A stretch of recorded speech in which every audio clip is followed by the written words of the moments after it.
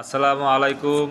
Police পদোন্নতি প্রত্যাশী ভাই বোনেরা, আজকে আপনাদের সড়ক পরিবহন আইনের কিছু দ্বারা গল্পের মধ্যে বোঝানোর চেষ্টা করিব। গল্পটি হলো রহিম এবং করিম দুইজনে মিলিয়া মহাসড়কের উভয় পাশে 5 মিটার দূরত্বে দুইটি স্থাপনা তৈরি করেন। উক্ত স্থাপনা তৈরি করিয়া রহিম এবং করিম কি অপরাধ করিয়াছে তা প্রশ্নে জানতে চাওয়া হয়েছে।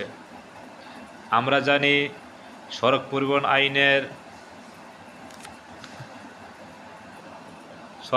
আইনের 37 ধারা মোতাবেক মহাসড়কের 10 মিটার দূরত্বের মধ্যে কোনো স্থাপনা নির্মাণ করিতে পারিবে না।